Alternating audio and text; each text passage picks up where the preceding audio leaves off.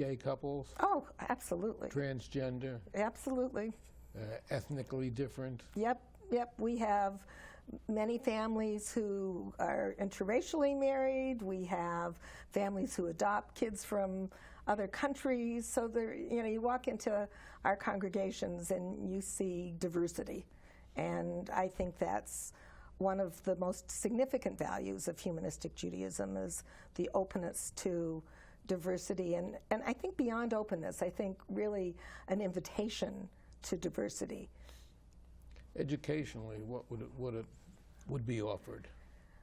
Well, for adults, there's wonderful ways to study together.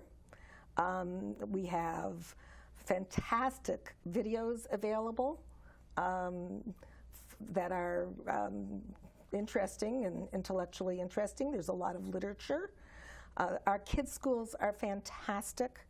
We have a new topical curriculum that's been approved by the national organization, so that there are some standards for what we think kids should learn and when they should learn it. And they learn about the holidays and the history, and they learn the mythology and the stories and the legends of the Jewish people. So from what age to what age do these schools go? Are they Sunday schools as such, or what? Yeah, and some have midweek schools as well. I've noticed a lot of the schools have added their Hebrew program for the older kids onto Sunday. So I think most of the schools are meeting on Sunday at this point. And, preschool to confirmation, high school, and adults as well. Confirmation, there's a confirmation which in the Jewish religion is bar mitzvah or bas mitzvah for women. It's actually the one after that, which is kind of 15, 16, after 10th grade. Okay. And some of the schools have high school classes as well. So, the bigger schools will keep teaching as long as people are interested in learning.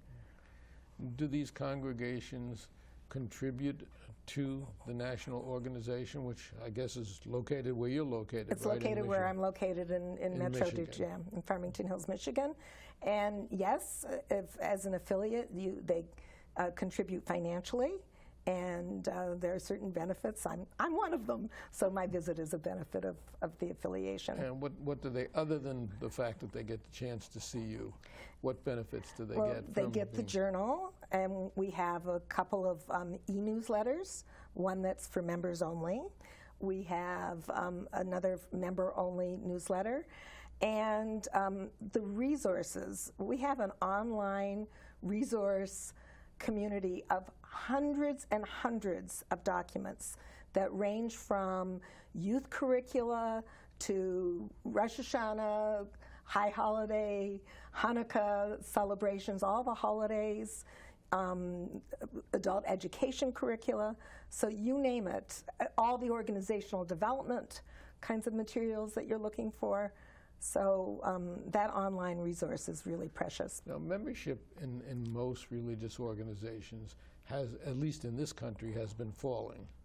Yes. And I know there's a study called the Pew Study, which indicates that, in particular, in Jewish religions, the Jewish religion, many of the young people are drifting away from the liturgy or drifting away from theology. So do you have a comment on the Pew Study?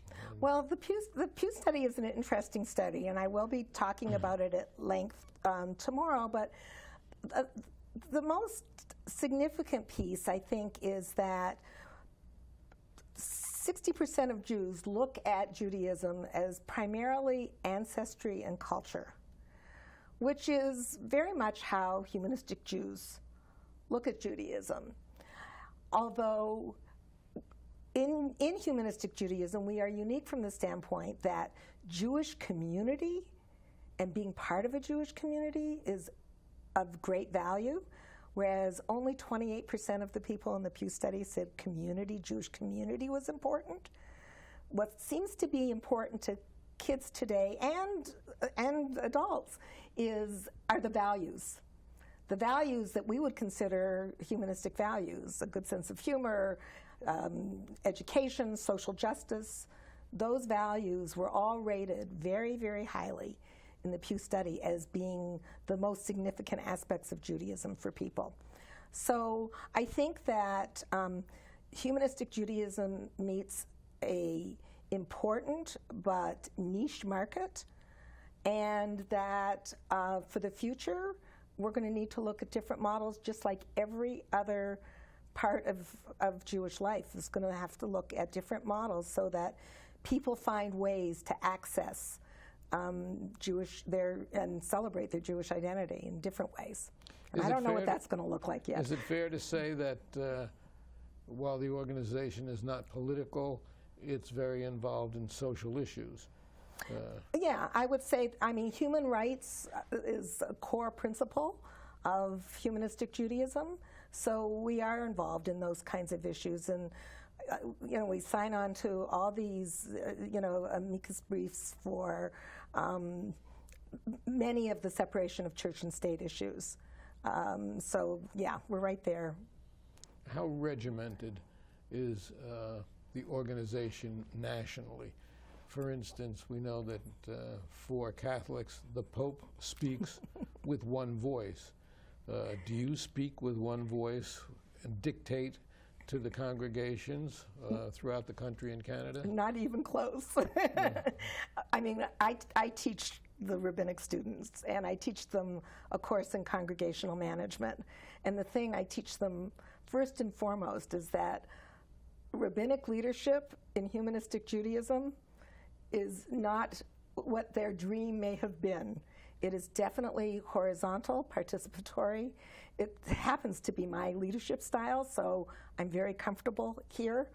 But, I happen to have a certain amount of education in a certain field, but I am not an authority figure or authoritarian on any particular issue. While I was researching, I noticed that you have a degree in pastoral counseling. Yes. And is that obtained from another school, or is it obtained through your Jewish history and really education? Yeah, I have a master's degree in clinical psych, and my PhD was in Jewish studies and in counseling together.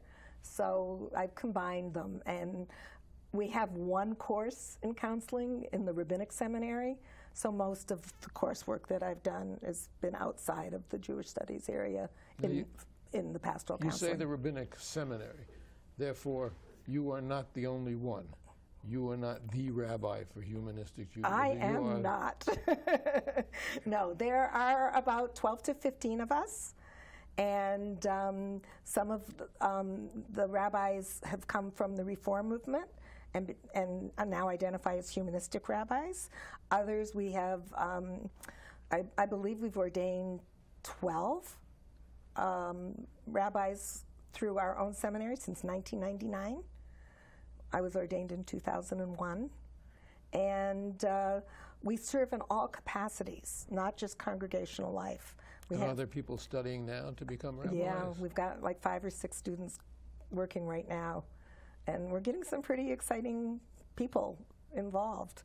People that didn't grow up in the movement, which is, I think... Well, that's interesting. Yeah, it is interesting. So, people always equate Judaism with Israel.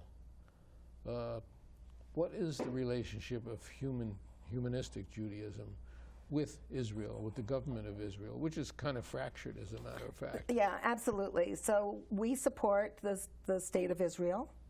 We support Israel's right to safe and secure borders. We support the rights of all people living in the area for peace and self-determination. So we always say we support the state and we support the people of Israel. We are very connected to a group of people who identify as secular humanistic Jews in Israel. There are 26 ordained humanist rabbis in Israel. Is that right? Yeah, which is pretty exciting. And they do a tremendous amount of education in the army So they're much more mainstream because Israel, maybe not government-wise, but otherwise is much more secular. I've read that the approach of humanism in Israel, and I didn't realize there were that many rabbis there, but is that the government there has to come to the realization that there should be two states, that the Palestinians should have their own state, their own country. Is that a precept of humanism, or is that an individual? It's really individual. I mean, the couple of principles that I laid out, I think, are pretty broad, and that's where we go. We know that in humanistic Judaism that we have people that have ideas and positions on the whole breadth and depth of issues. And we don't want to take very narrow positions because it's important that people feel that they can have a home here, and that, you know, that they don't have to have very narrow and specific beliefs about everything. Now, obviously, Sherwin Wine must have been a visionary of some sort. We don't have that much time left, but give us a little bit of background about Sherwin Wine. And I know he's no longer with us. Right, right. Sherwin grew up in Detroit. His father was very traditional, so he grew up in a conservative synagogue. He went to the University of Michigan and studied philosophy, and got a master's degree in philosophy, and then went to the Reform Seminary. He already knew he was a humanist, but he liked Jewish culture, and he wanted to serve the Jewish people. So he served in Detroit. He served in the in Korea, not in the war, but in Korea. He served at a small congregation in Windsor, Ontario, and then he started Humanistic Judaism in 1963. I guess it would be fair to say, and I know he was killed in a traffic accident a few years ago, it would be fair to say that he was a wandering Jew, and I know the local organization slogan is a home for wandering Jews. Right. Yes. Yeah, that's Ora Met's unique contribution to humanistic Judaism, and I love it. But you know, Rabbi Wine, he very clearly understood who he was. Now, Ora Met does not have a rabbi, I understand. They have a madrik. Right. So what's a madrik? And we only have about a half a minute left. Okay, so a madrik is a ceremonial leader. I mean, that's the best way to characterize it. A person that's trained? Trained. A person that's authorized to lead the congregation? Right, and more importantly, to officiate wedding ceremonies. Weddings, funerals, right. And all the things that a rabbi would do. All the things that a rabbi would do. And Rabbi Miriam Jerris, thank you so much for coming in and sharing with us, and I'm sure people will feel educated by listening to you. Well, thanks, Alan. It was good to be here.